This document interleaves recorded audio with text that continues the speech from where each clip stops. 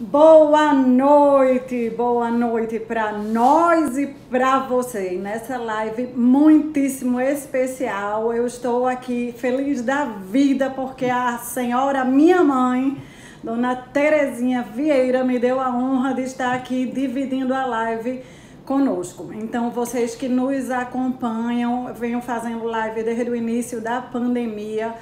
O tema base dessa live é fortalecer o nosso pilar espiritual, fortalecer o nosso pilar emocional e o nosso pilar comportamental. Nesse mês de outubro, eu venho falando sobre as feridas que são internas, as feridas que muitas vezes podemos nem conhecer e que elas começam na nossa tenra infância, as feridas de rejeição.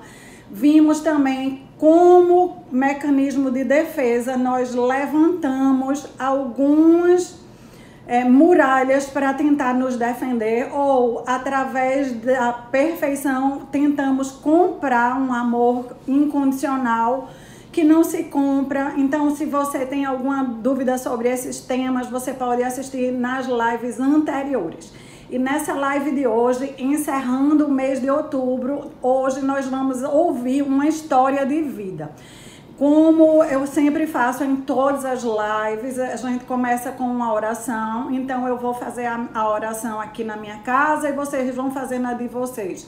Cada uma do seu jeito. Se você quer fazer de olho aberto, você fique à vontade. Se quer fazer de olho fechado, fique à vontade. Mas nós vamos pedir a presença de Deus, que Ele nos inspire, que Ele possa estar trazendo aquelas palavras que nós precisamos ouvir para ativar a nossa fé, ativar a nossa esperança.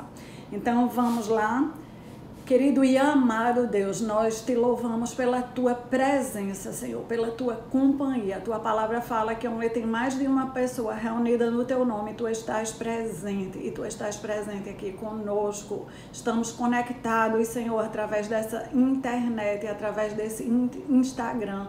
Estamos conectados em verdade e em espírito com o teu Espírito. Espírito Santo de Deus, te invocamos que o Senhor venha com o teu poder, que o Senhor venha com a sua orientação, que o Senhor possa estar falando aos nossos corações, que o Senhor possa estar abrindo a nossa mentalidade, abrindo a nossa consciência, trazendo, Senhor, tudo aquilo que o Senhor sabe exatamente que nós estamos precisando de alimento espiritual, emocional, comportamental para as nossas vidas, para as nossas famílias. Muito obrigada por ter me dado esse privilégio e essa honra de ser filha dessa grandiosa mulher. E muito obrigada por ela ter aceitado vir aqui contar um pouco da sua história para todos nós, para que possamos nos sentir aconchegados, motivados, inspirados com a história de vida dela que começa lá atrás. Então, que o Senhor possa estar orientando e guiando ela em todas as palavras e em todos os 1000 ensinamentos que ela vai trazer aqui para nós, porque eu sou muito privilegiada de ter tido ela como mãe, aprendi muitíssimo e eu sei que ela também vai fazer o mesmo, dividindo aqui para todos que estão conosco, em nome de Jesus. Então, Dona Terezinha, conta pra gente um pouquinho de toda a sua história, de como foi que começou, a senhora é filha de quem, nasceu aonde, as pessoas hoje... Nós vivemos o século da facilidade. As pessoas nascem em maternidade, as pessoas nascem com tudo muito moderno. Mas como foi o seu nascimento? Comece dele, que é bem... Boa noite a todos que nos escutam. Eu nasci numa cidade bem pequenininha, até hoje é cidade de 30 mil habitantes, no interior da Paraíba, limite com o Ceará e o Rio Grande do Norte. E meu pai era fazendeiro, vivia muito, não só da fazenda em si, mas como na área da pecuária. E nós tivemos a felicidade de ter um tio padre, o Monsenhor Vieira, que era um grande educador. Então, ele, desde o início, ele tinha um cuidado de nos alertar e alertar nossos pais para a educação. Então, com 7 anos de idade, eu já saí de Uiraúna e fui para Patos, onde meu tio era diretor do colégio, na época era o Colégio Diocesano de Patos, era um colégio que era referência em estudos. E lá fiquei até depois, meus pais vieram também morar em Patos. E nessa fase, então, eu terminei o pedagógico. A senhora foi morar com quem em Patos? Em Patos ficava eu e meus irmãos, primeiro eu e Sávio, depois eu e o Zé S. e Eustácio, na casa da nossa avó, que era também outra educadora, era uma mulher de uma educação ideal. Nos cuidava de todos os aspectos, desde o sentar-se à mesa até a se servir em tudo. Tenho hoje em dia muitas lições de vida que tenho utilizado, de memórias, de coisas que ela nos ensinou.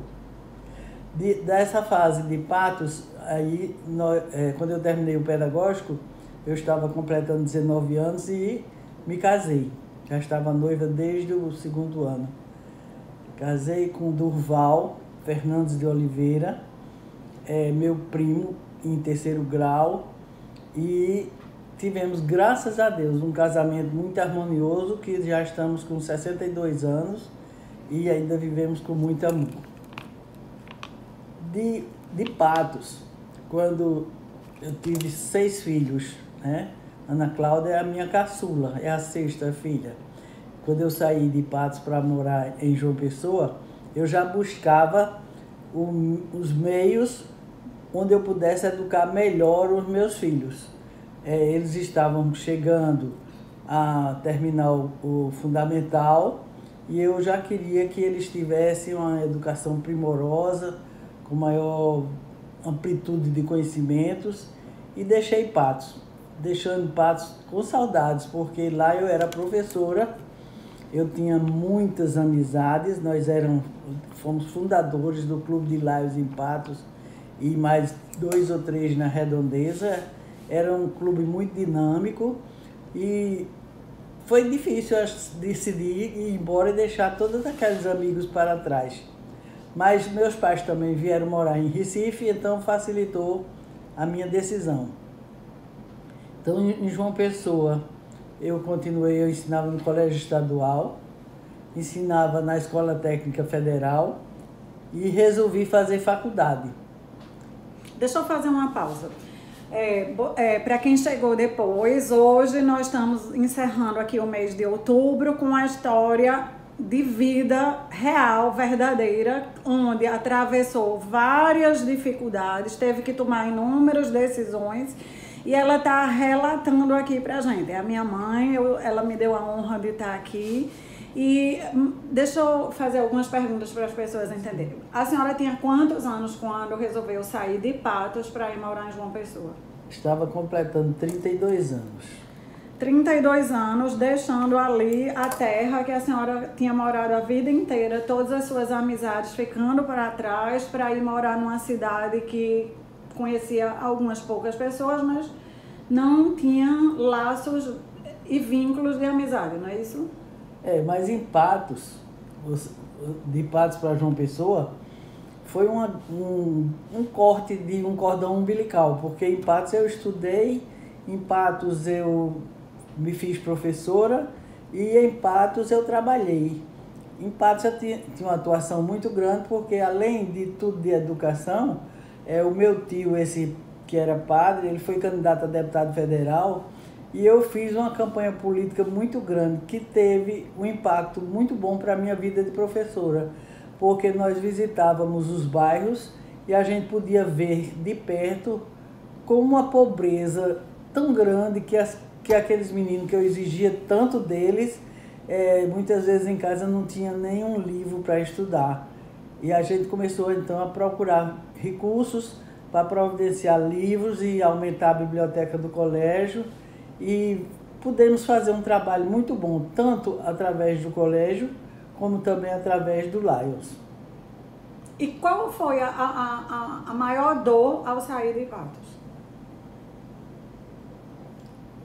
Foi deixar para trás grandes amizades, muitos professores, muitos amigos, muitos companheiros de Lions.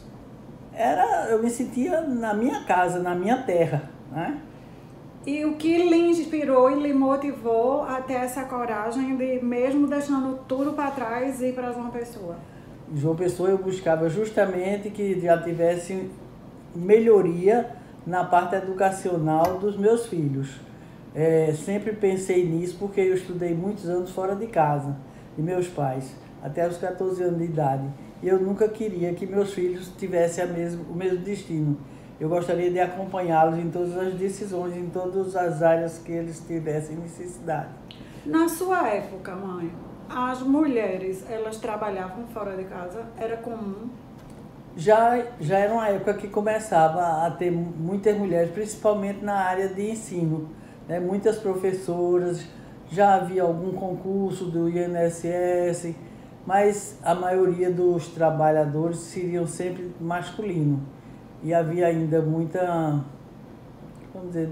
Preconceito. Havia muito preconceito ainda sobre mulher trabalhar. E como você venceu esse preconceito? Eu sempre quis vencer. E aí eu tinha o cuidado de, mesmo ensinando, eu estava em casa, café, almoço, jantar, com os filhos à mesa, onde a gente conversava muito e era hora de orientação, de educar. E à noite, antes de dormir também, tinha muitas vezes conversa. E acho que a gente acompanhou muito de perto a educação. É tanto que em João Pessoa, por acaso, eu fui professora de 3 dos meus filhos, os 3 mais velhos, no Colégio Pio X, que era o Colégio Marista, na Escola Técnica Federal e no Colégio Professor Buriti.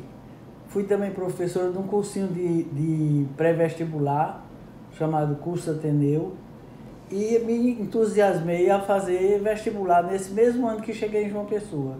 Eu me mudei em julho, Ana Cláudia nasceu em agosto, eu estava com 8 meses de gravidez, e em dezembro eu estava fazendo vestibular na Federal para Direito, e para surpresa até minha, eu passei e com uma nota bem significativa. Com 32 anos você entrou na primeira faculdade?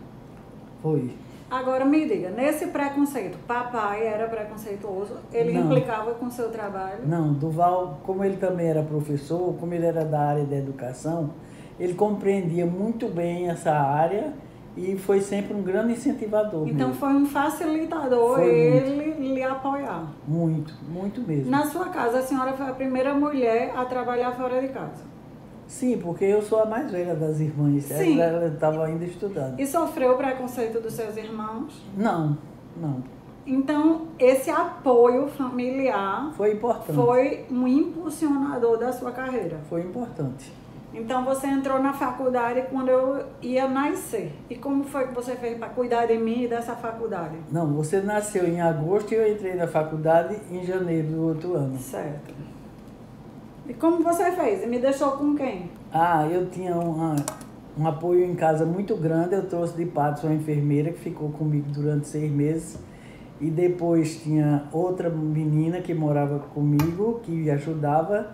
E tinha uma, Maria, que até hoje está comigo, tem 50 anos morando comigo.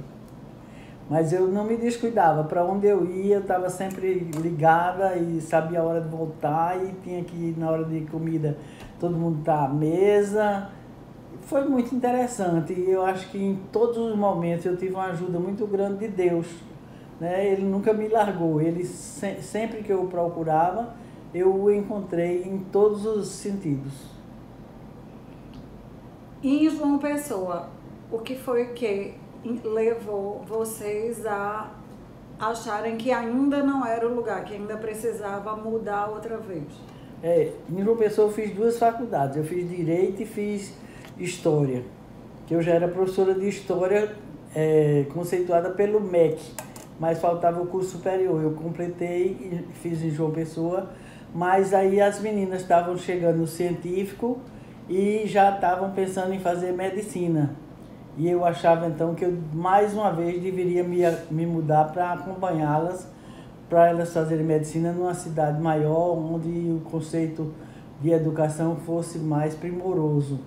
E houve a coincidência de meu irmão, Sávio, mais velho,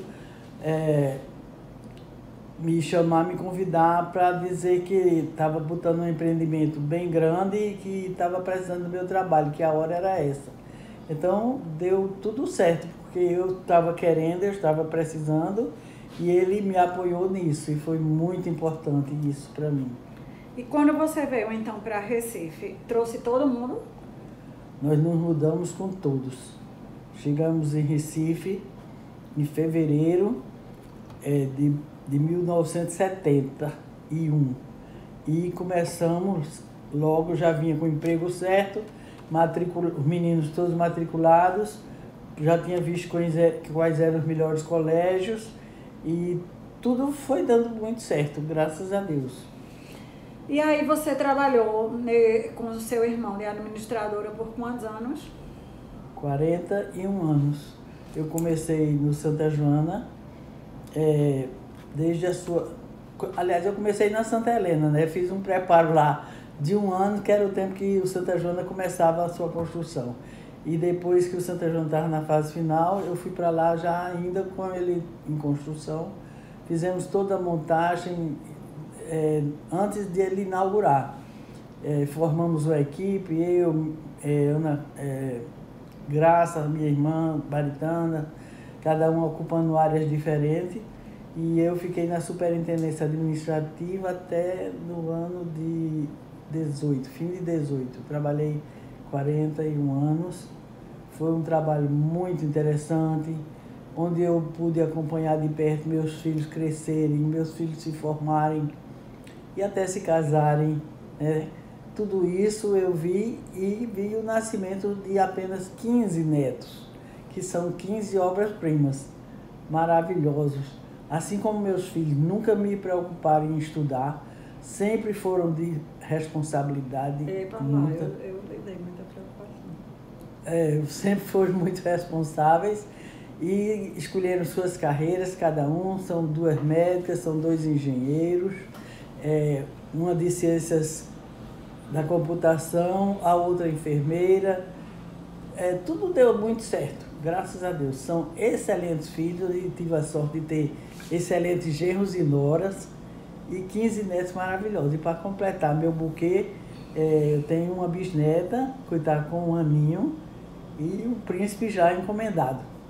Agora vamos lá, eu sei que a senhora passa e olha para trás e vê tudo como se fosse flores, mas eu quero que a senhora conte assim, qual foi o momento onde foi mais difícil e como foi que a senhora superou essa dificuldade? Porque a gente está passando por um momento de pandemia, as pessoas estão muito sem entender o que vai acontecer, sem saber qual é o futuro. O país não tem uma direção que parece que vai dar certo. E eu sei que a senhora, nessa trajetória toda, hoje tudo se encaixa, mas teve algum momento que parecia que a coisa também não ia dar certo, que não ia fluir, que a senhora se angustiou, que a senhora se aperreou. Nem sempre estava com um sorriso, que ninguém vive de sorriso em sorriso. As vivem de momentos bons e de atravessar a dificuldade. Como foi? Porque, veja, se a senhora saiu de um sítio, morava num sítio, de repente foi morar com 6 anos de idade na casa da sua avó, uma senhora que era viúva, uma casa que só tinha adulto, essa foi a parte mais difícil? Não, eu sentia muita saudade de casa, muita saudade das coisas da fazenda. Mas se eu me lembrar, assim, a coisa mais difícil foi quando eu comecei a trabalhar em João Pessoa. Porque como a Ana Cláudia nasceu em agosto, eu estava de licença gestante, e antes de terminar a licença gestante, apareceu uma vaga no colégio que me interessava muito, que era próximo da minha casa. E espalharam a notícia lá que eu era exigente demais e havia o interesse de que fosse outra professora a vaga.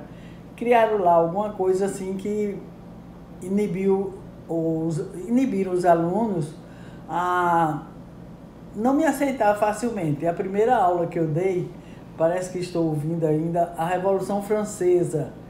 E eles conversavam, eu nunca aceitei dar aula com aluno conversando, com indisciplina, não. Eu exigia muito rigor, eu ensinava muito, eu nunca enrolei uma aula.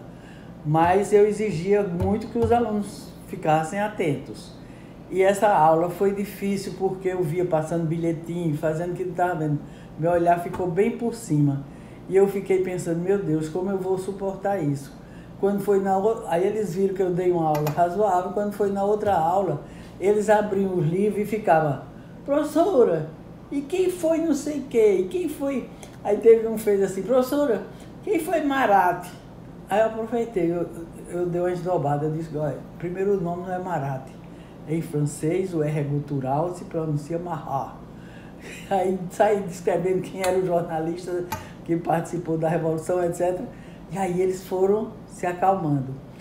Passada 2 semanas ou 3 de aulas, era um intervalo para as provas finais. Quando eu cheguei para a prova, eles bateram palmas para mim, eu fiquei sem saber se era aplauso ou se era gozação, se era vaia, qualquer coisa assim. Fechei a cara e assim, dei a prova. Quando terminou, uma comissão de 4 alunos vieram falar comigo.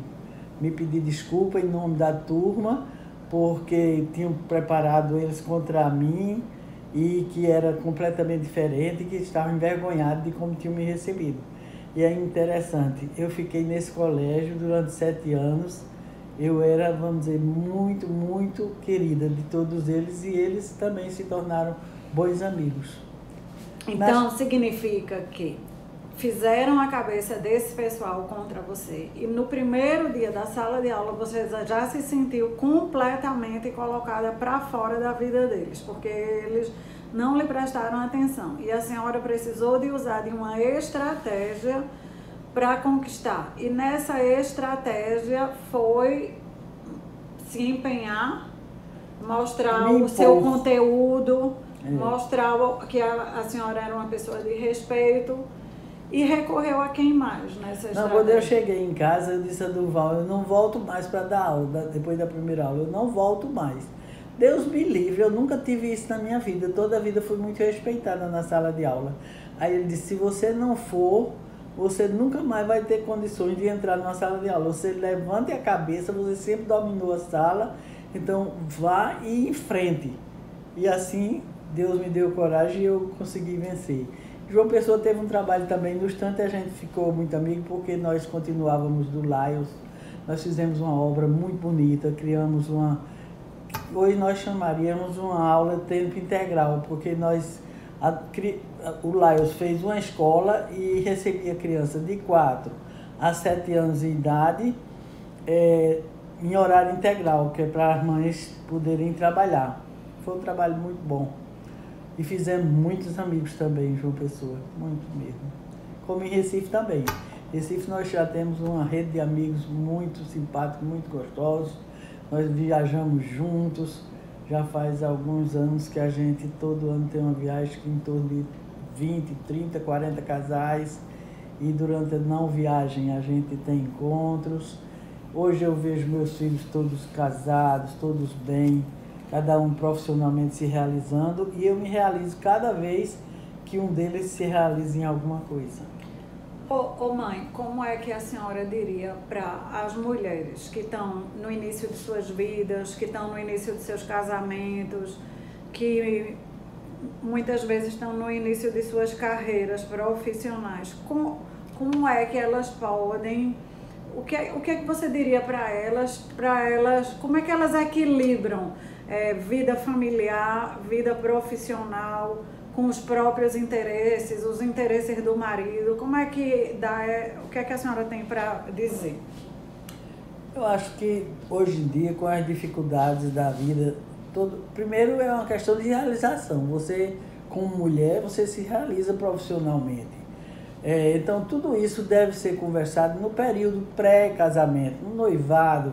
Saber, se o marido não lhe aceita trabalhar por hipótese alguma, então nem adianta você tentar, depois de casado, fazer isso. Tudo tem que ser bem esclarecido, bem planejado. E assumir empregos de maneira que você possa também dividir seu tempo com seus filhos, porque a educação e a criação dos filhos é a realização do próprio casal. Ter muito espírito de renúncia.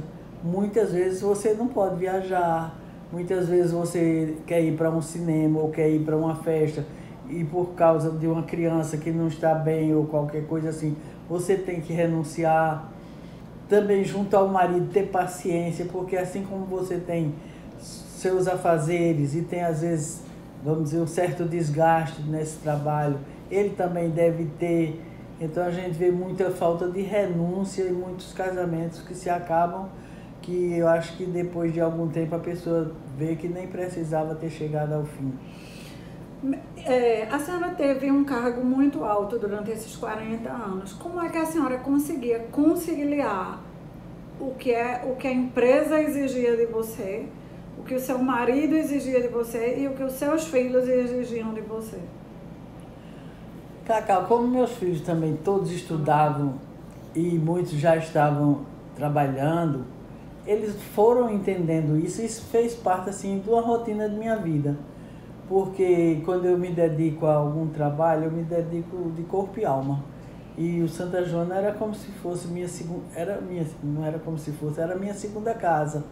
E lá eu me realizava também, porque eu não só fazia o trabalho obrigatório, administrativo e jurídico, que eu, como tinha bacharel em Direito, eu olhava muito a parte jurídica do departamento pessoal, etc. Mas eu também fazia uma parte social de muitas pessoas que precisavam de orientação jurídica, de muitas mães que estavam com dificuldades. Então eu me realizava também praticando bem com algumas pessoas ou fazendo alguma coisa de bom para o ser humano. Então, para muitas mulheres que elas hoje não acham que elas vão ter grandes oportunidades, se alguém lhe dissesse que a senhora, filha de um boiadeiro, de um sertanejo, de um fazendeiro, ia sair lá daquela fazenda, no Iraúna, que as pessoas não sabem nem onde é esse lugar, o Iraúna ia bater em Recife e construir tudo isso, a senhora acreditaria? Eu acreditaria porque nós tivemos um foco iluminado. Porque lá em casa, tanto meus pais como puxado por Padre Vieira, que era o grande educador, era sempre focado na educação e era sempre focado em buscar, em vencer. Ele foi um sacerdote que foi chamado o apóstolo da educação e foi deputado federal para lutar pela educação. Na época que deputado federal levava a sério as coisas e ele fez muito pela Paraíba, muito. E eu acho que eu sempre acreditava em vencer. Eu já me casei sabendo que eu queria trabalhar, que eu queria ser independente, que eu nunca ia gostar de ser, vamos dizer, viver às custas de alguém. Eu queria ser participativa na vida de casada. A mulher tem que ter sua independência financeira para não pensar assim, muitas vezes o casamento não dá certo por motivos mais graves e sérios e ela ficar casada sofrendo só porque não tem de que viver. Não, em qualquer nível social as pessoas têm que ter uma atividade que ela possa ter sua sobrevivência. E quais são a sua maior indicação para a mulher de hoje? A mulher de hoje, ela não tem mais esse preconceito de trabalhar fora. Ela já nasceu num país, no Brasil hoje, que as mulheres elas trabalham praticamente em qualquer cargo. Ainda tem alguns poucos que têm preconceito, mas a maioria está aberto para ela trabalhar. A gente sabe que muitos cargos que a mulher ocupa e o homem ocupa o mesmo cargo, o homem ainda ganha mais do que a mulher, tudo bem. Mas isso não impede a mulher de trabalhar. O que é que a senhora diria para essa mulher que está nascendo nesse século, onde ela pode trabalhar, ela pode ser o que ela quiser, mas ao mesmo tempo ela quer construir uma família, ela quer ter uma família que ela conte uma história boa para os netos, bisnetos. O que é que você diria para essa mulher, para ela não se perder no deslumbre do século XXI? Olha, nós vivemos um mundo bem diferente. Hoje, inclusive, há empregos, e agora com a pandemia criou mais ainda, de empregos em que você pode trabalhar online. Quer dizer, aí você está vivendo sua casa, sua família, você pode estar acompanhando mais de perto ainda tudo que se passa dentro do seu lar, mas eu acho que ela trabalhar é uma coisa fundamental, porque a pessoa se realiza se ela gostar. Também, se for uma pessoa que não gosta de trabalhar, não vai, vamos dizer, ter por obrigação trabalhar. Trabalhar é uma coisa que é bom em todos os sentidos, psicológico, de familiar e físico também. Eu estou com meus 82 anos, eu saí do Santa Joana com essa mudança de empresa, mas eu ainda aguentava mais uns 10 anos. Pense numa pessoa que gosta de trabalhar, é ela. Mas eu também gosto. E então fazem só 2 anos que a senhora se aposentou. Então essa foi a 4ª transição, vamos dizer. A primeira transição foi morar com os avós, a segunda, com a avó, quer dizer. A segunda transição foi com os pais. Ir morar em Patos, em João Pessoa, Recife, e agora entrar nessa fase de aposentadoria. Como é que essa transição está mexendo com você? Não, eu nem me aposentei ainda, porque eu estou cuidando, eu estou construindo um pequeno edifíciozinho de 3 andares e a construção está me tomando todo o tempo. Eu estou na mesma atividade ainda. Não parei não e nem quero parar. Mas não dá mais expediente. O que eu tô, quando eu digo aposentou, não vai mais, não dá expediente 5 dias por semana. É engraçado, eu passei a ver mais as coisas em casa. E ele também tem construção dentro de casa, procurando reformas e etc. Tudo muito bom. E ele está tendo mais oportunidade de conviver mais com meu marido. Ele também está aposentado. Ele me ajuda nessa parte da construção. E a gente se combina muito, gosta de sair. Agora com a pandemia, trancou a gente está indo para a praia, para um pouco vamos dizer, de casa de filhos, com todos os cuidados, porque realmente essa pandemia foi uma coisa inusitada, é uma coisa que não se explica. Lhe afetou em que essa pandemia? Me afetou na saída de casa. Eu passei a não ir jantar, restaurantes, essas coisas aí, a gente reduziu a 10%, quase nada. Até também convivência com família, a gente, por exemplo, com a bisneta, não posso estar vendo sempre porque eu tenho mais contato com pessoas do que os pais dela que estão também em trabalho online. É ruim. O seu maior sofrimento foi ver as pessoas? Não ver as pessoas? Não ver as pessoas. Não ter maior convivência. Mas graças a Deus eu moro num prédio onde moram mais 3 irmãs, aí a gente se convive. Boa noite, Elma. Boa noite, Dona Rosa. Boa noite, Luana. Boa noite, Luanda. Então, minha mãe, ela tem mais fogo do que eu. Ela gosta mais de sair de casa do que eu. Então, a pandemia afetou bastante ela nesse aspecto, sim. Ela está diminuindo aqui. E a gente tem que dar umas freadas nela, porque ela e papai acham que acabou. Aí a gente agora está freando porque os números estão subindo. Mas vamos lá, voltando aqui à nossa entrevista. Na sua vida inteira, o que foi que mais lhe apoiou em cada um desses momentos? A senhora não contou, teve um momento que para mim foi muito marcante. Eu tinha, não me lembro quantos anos eu tinha, mas a gente estava em Recife. E depois você assiste desde o começo, é minha mãe. A gente estava em Recife e meu pai tinha aberto um comércio para ele em João Pessoa e chegou a notícia que era um comércio de móveis e eletrodomésticos que tinha incendiado. Aquilo para mim acabou com o meu coração. Parecia que queimou absolutamente tudo. Mas eu era uma criança. Eu quero saber como foi que aquilo lhe afetou. Aonde doeu, como você saiu do meio daquele incêndio. Nós estávamos aqui em Recife, quando telefonamos para João Pessoa para saber como tinha sido apurado do dia, a notícia foi o contrário. É que estava havendo um incêndio lá na loja. E foi muito cruel, porque a gente estava indo muito bem, a loja estava preparada para dezembro, para compra de Natal já tudo em casa.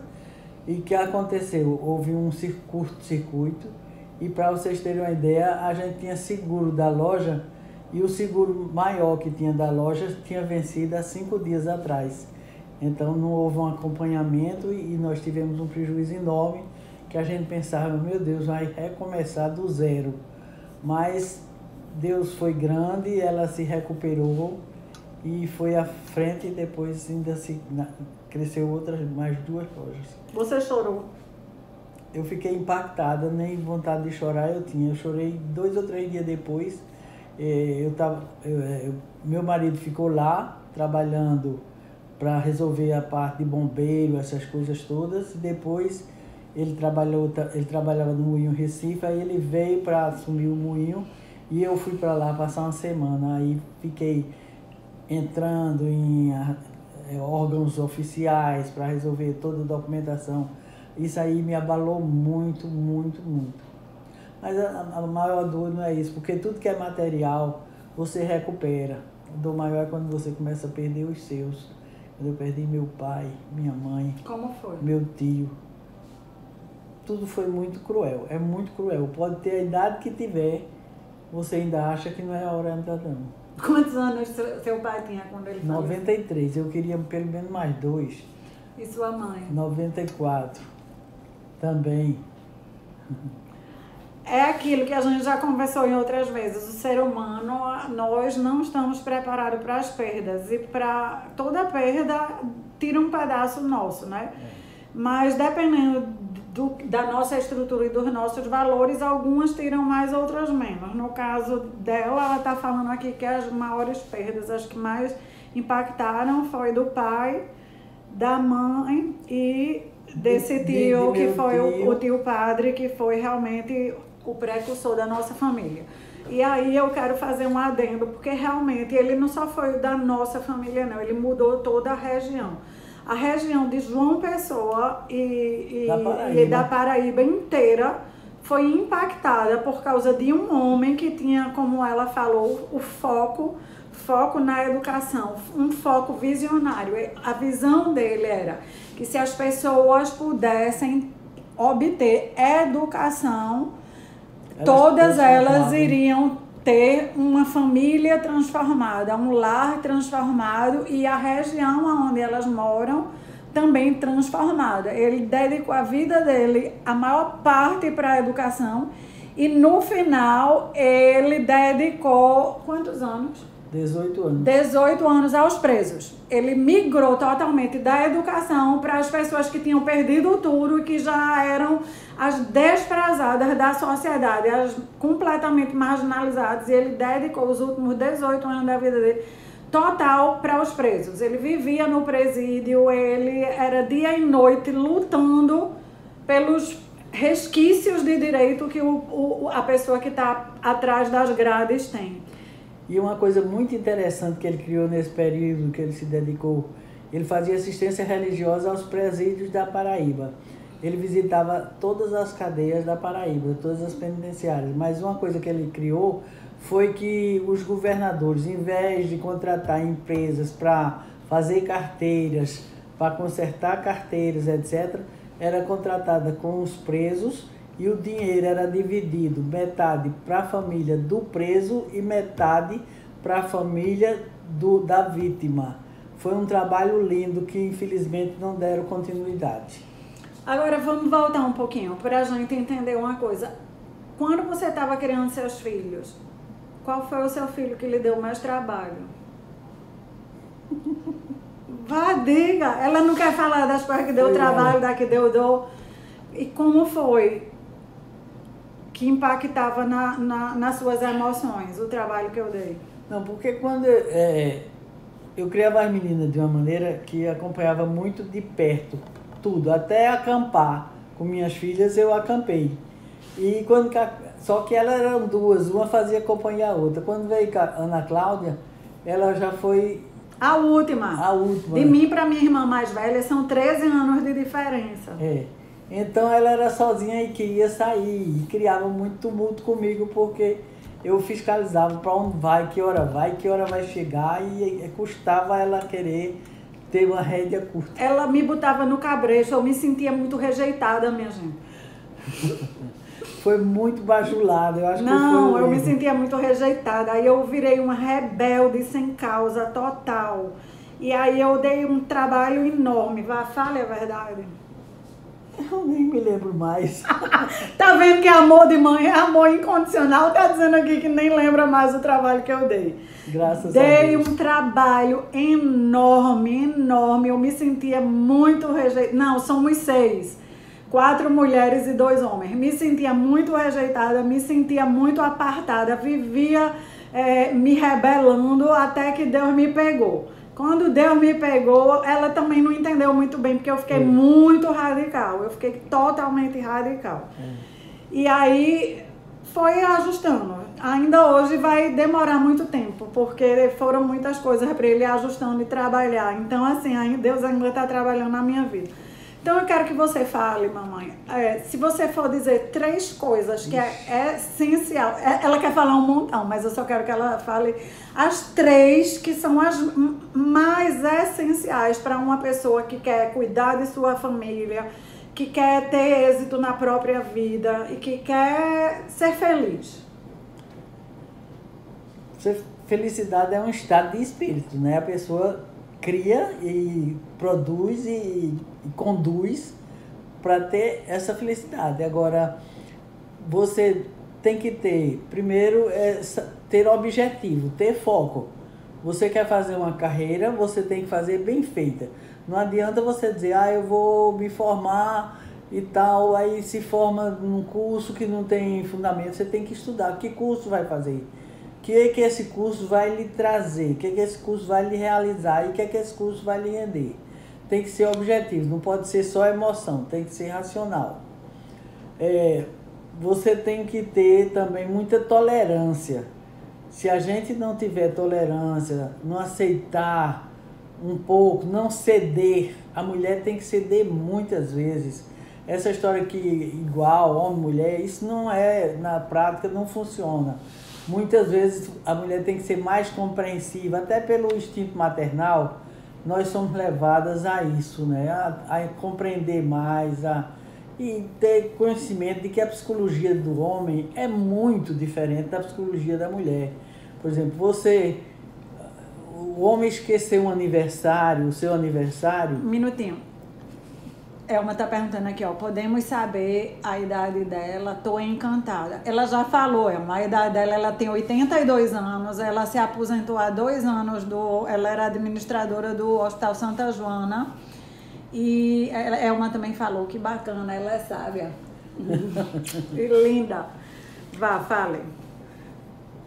Sim, homem e mulher, a diferença que existe. Não, as diferenças hoje estão sendo vencidas, porque as mulheres acordaram para isso e passaram a reivindicar. E se você é bem preparada, você consegue conquistar o seu lugar ao sol na mesma quantidade do homem. Não é ainda uma coisa equivalente, mas já anda muito próximo. Acabou muito essa discriminação de que você, como é homem, vai ganhar X, você, porque é mulher, vai ganhar isso. Isso não existe, pelo menos assim, às claras, né? Mas existe ainda, mas a gente sabe que já melhorou bastante esse aspecto. Você tem que ser um bom profissional. Se você escolher uma profissão, na função que você estiver desenvolvendo, procure fazer o melhor possível, para você ter consciência tranquila, de você dormir em paz consigo mesmo. Porque não adianta nada aparecer ao público se você intimamente não está feliz. E se você tem uma família que lhe agrada, que lhe dá felicidade, eu me considero assim uma das pessoas mais ricas do mundo em família. Não de dinheiro, mas de amor, de harmonia e de felicidade. Eu quero lhe fazer uma pergunta. A minha mãe, ela tem uma família muito grande, ela tem muitos irmãos, muita gente, é uma família enorme e uma família, como todas as famílias, que tem suas peculiaridades, suas dificuldades, pessoas que umas não falam com as outras, mas a minha mãe, tem sim, mas a minha mãe, ela conseguiu a vida inteira manter o equilíbrio com todas essas pessoas distintas. E isso sempre me chamou a atenção. Ela tem alguns irmãos ou irmãs que brigam facilmente uns com os outros, que ficam intrigados. Tem sobrinho, tem tudo isso, mas ela nem enxerga isso neles, mas ela sempre conseguiu dentro da nossa casa, trazer pra gente a postura de que família era muito importante, de que a harmonia era algo importantíssimo. E a gente absorveu isso. Nós, irmãos, nunca, lá em casa, a gente já brigou várias vezes, mas nunca ficamos sem se falar, nunca ficamos de melindre um com o outro. E se fica, resolve, não é uma coisa. Ela é tão generosa que ela nem enxerga, às vezes, que as irmãs dela aprontam pra ela. Eu quero que ela fale. Não, que é isso? Não. Tá vendo que ela não enxerga? Não. Eu sou muito querida, graças a Deus. Eu quero muito bem meus irmãos todos. Eu quero muito bem meus filhos. Eu prego isso, que tem harmonia. E se eu disser a vocês uma coisa mais bonita do que a amizade dos meus filhos, são a amizade dos meus netos. São 15 netos, todos muito amigos uns dos outros. Tocou num, dói no outro. É isso mesmo. Ela sempre trouxe isso para dentro de casa. E outra coisa que ela trouxe muito forte para dentro de casa é fazer encontros. Ela sempre fez almoço, jantar na casa dela para todo mundo. É super hospitaleira.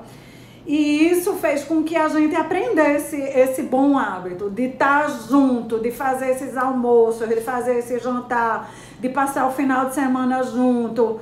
E faz com que a gente queira passar o final de semana junto. Então a gente já está organizando para passar o Natal. Aí uma vem de São Paulo, outra vem não sei aonde, a outra vem não sei aonde. E a gente vai organizando para pelo menos, em algumas datas, já que está todo mundo meio espalhado, tá junto. Porque essa história de estar junto foi sempre. Muitas vezes ela não tinha o dinheiro, mas ela tinha a vontade. Então alugava uma casa mínima numa praia. Eu me lembro que teve uma vez, eu tenho 3 filhos, casada com Emerson. A maioria de todos os meus irmãos é engraçado, todo mundo tem 3 filhos também. Aí dormiu num quarto, eu, Emerson, os 3 meninos, meu irmão José, minha cunhada Suzy e os 3 meninos, ou seja, 10 pessoas num quarto. E a gente dormia numa boa, porque, claro, apertado e tudo, mas o que a gente queria era estar junto, estar agregando, estar passando o tempo junto. Então, assim, o nosso tempo está acabando, mãe. Eu quero que você fale aquelas 3 coisas que você me disse quando eu perguntei no início, quais eram as mais importantes da vida para uma pessoa que quer ser feliz, que quer construir algo importante, impactante. Ter uma interação familiar muito importante, da harmonia da família, transmite isso para tanto serem felizes, como viver bem e viver feliz. A educação da família é uma coisa que tem que ser acompanhada de perto, porque o sucesso deles é o sucesso da gente também. E por fim seria assim um apoio espiritual de Deus, que nunca ninguém pense que resolve nada sozinho. Tudo na vida Deus estará presente. E hoje eu li um zap que mandava que fizesse em nome do Pai, do Filho e do Espírito Santo, tanto ao acordar como ao dormir, e toda hora que tiver uma dificuldade, mas fazer pensando no que está rezando, né? Essa sua espiritualidade veio de quem? Da sua avó? Ai, a minha avó rezava tanto. Eu, enquanto morei com minha avó, eu ia à missa diariamente. Que horas era a missa? 6h15 da manhã. Aí, e a gente rezava o terço à noite, às vezes de joelho. Ela sabia decorar a ladainha Nossa Senhora todinha, que é enorme. Ela sabia muito, eu aprendi muitas orações com ela, até hoje eu rezo algumas, né? Minha avó era um exemplo, era uma santa. Morreu com 103 anos, eu queria mais 2 anos de prorrogação, mas não deram. Mãe, ela sempre quer mais. Isso aí, minha mãe sempre quer mais. Então, gente, hoje eu trouxe essa história, é uma história verdadeira, é uma história real, é uma história de carne e osso, tem as partes boas, teve várias dificuldades, ela não gosta de falar de dificuldade. Mas eu gosto de falar, porque a vida real ela é feita de superar as dificuldades. Mas para as pessoas saberem que a gente superou a dificuldade, isso, sou Elma.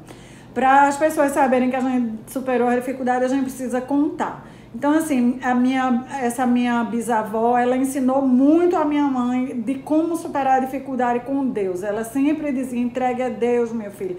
E esse entregue a Deus é estar conversando com Ele, é estar chamando Ele. é como minha mãe falou, se você não chamar ele, ele não vai vir ajudar. Mas você não pense que você vai realizar o que quer que seja sozinho. A palavra de Deus fala que ele é a videira e que nós somos os ramos, ou seja, nós somos os galinhos. Se o ramo se separa da videira, todo galinho de árvore que se separa da árvore, com o tempo ele vai murchar e vai secar. Então não vai ter nenhum vigor, mas o galinho que fica na videira pedindo ajuda a Deus, sugando ali o alimento, o nutriente de Deus, ele vai estar sempre viçoso e vai estar sempre produzindo. Então, se vocês hoje querem fazer algum pedido, algum agradecimento, essa é a hora, nós vamos orar. Eu vou orar agradecendo aqui que esse exemplo, que seja um exemplo para a gente entender. Ela diz que vê tudo muito claro, mas não vê coisa nenhuma. Como é que uma filha de boiadeiro ia estar em Recife hoje, formou 6 filhos, os 15 netos dela, 9 são médicos, a bisneta e mais um bisneto a caminho. Uma família que foi o tempo inteiro guiada e direcionada. Saiu de uma cidade chamada Iraúna, que ninguém sabe nem onde é isso.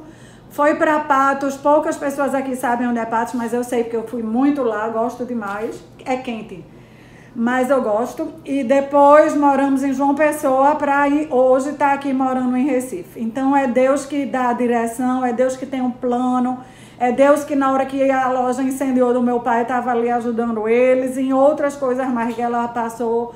O tempo inteiro é eles, e na harmonia desse casamento, 62 anos de casamento.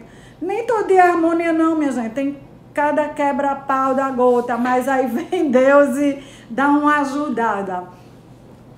Deus sabe o que nós precisamos e Deus nos dá aquilo que nós precisamos e muito aquilo que nós pedimos. Então essa é a hora, se você tem algum agradecimento, se você tem algum pedido, essa é a hora. Querido e amado Deus, eu te louvo e te agradeço pela tua vida, pela tua presença. Eu te louvo e te agradeço pelo Senhor ter guiado o meu pai e a minha mãe, ter em todos esses momentos, nos baixos e nos altos, estar guiando eles. Eu te louvo pela saúde deles. Eu te louvo por esse dia, por esse privilégio dela estar aqui dividindo a trajetória, a jornada, a migração de cidade, a migração de estado, a migração de profissão. E o foco na família, o foco em ti, o foco nessa integração familiar. Que nós possamos, sim, aprender com isso e que nós possamos, cada um, ter uma história bonita para contar da nossa própria família. Em nome de Jesus. Vamos orar pela sua saúde, Elma. Estou vendo aqui. Pela minha saúde, está cheia de dor.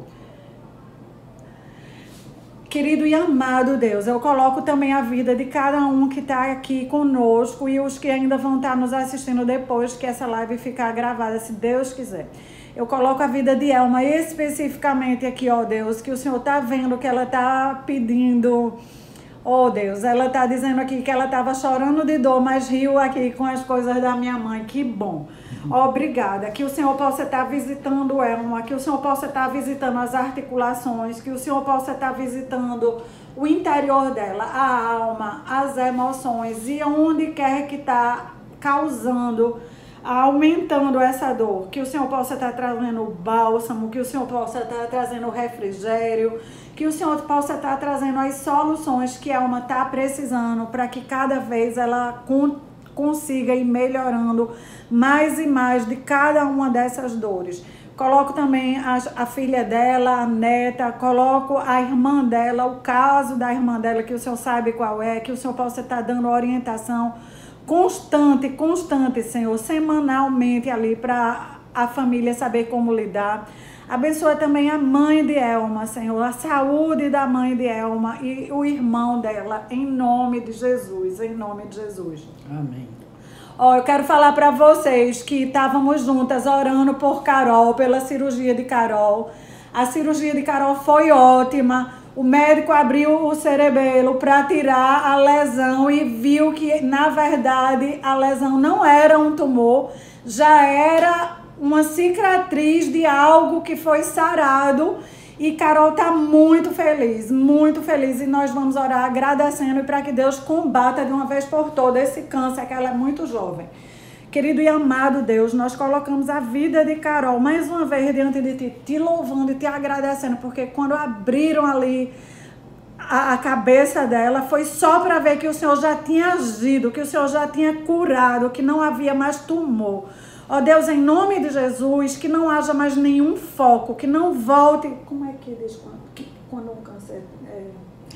Que não haja mais reincidência de jeito nenhum, que dessa vez, que ele seja banido de uma vez por todas. Nós profetizamos sobre a vida de Carol muita saúde, muitos anos de vida, e que ela vai contar essa história para os filhos, netos, bisnetos, para engrandecer o teu nome, a obra que o Senhor está fazendo nela de uma vez por todas, em nome de Jesus. Como é o nome da filha de Silvinha?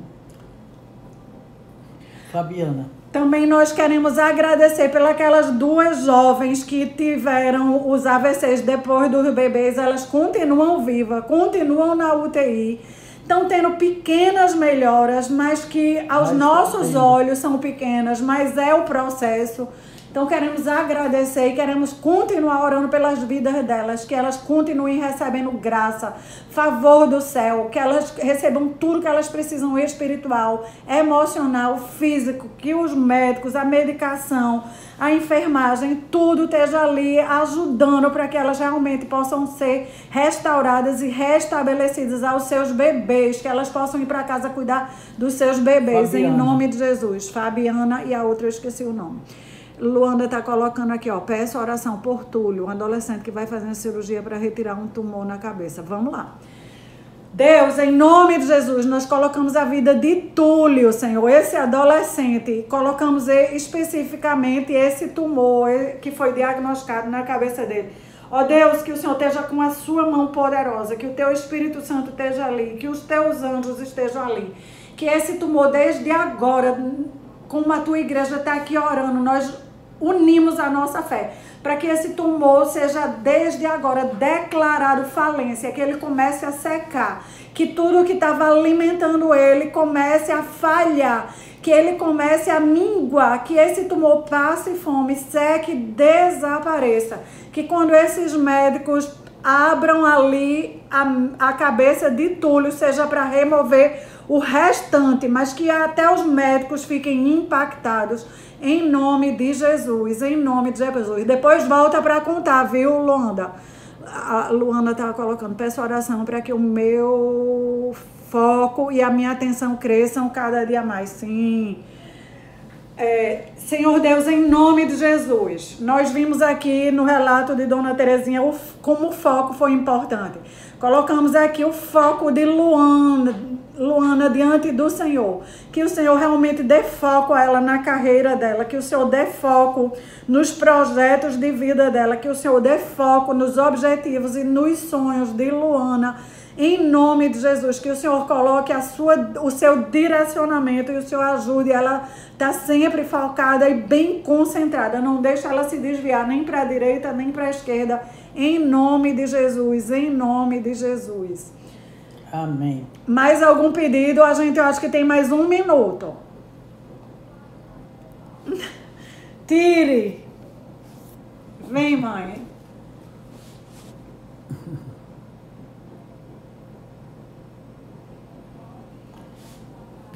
Gente, ela me pegou agora de 6h30, eu não estava nem sabendo disso. Eu peço perdão a vocês que me escutaram, se alguma falha lhe decepcionei. E agradeço às pessoas que tiveram a oportunidade de ouvir. E se puder alguma coisa de positivo ter ficado com vocês, eu vou ficar muito feliz. Que bom. Então, vamos orar pela nossa família, por todas as famílias. Vamos juntas.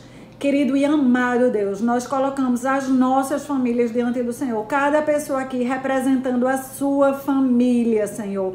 Cada pessoa representando o casamento, representando a maternidade, representando o relacionamento pais e filhos, filhos e pais. Representando que a palavra de Deus ela se cumpre, que Deus fala que Ele veio para reconciliar os pais com os filhos e os filhos com os pais. e que haja, assim, essa reconciliação nos lares, que as pessoas entendam que família é um bem preciosíssimo, que é projeto divino, que vale muito a pena renunciar, que vale muito a pena perdoar, que vale muito a pena promover a harmonia, promover unidade, promover a interação familiar.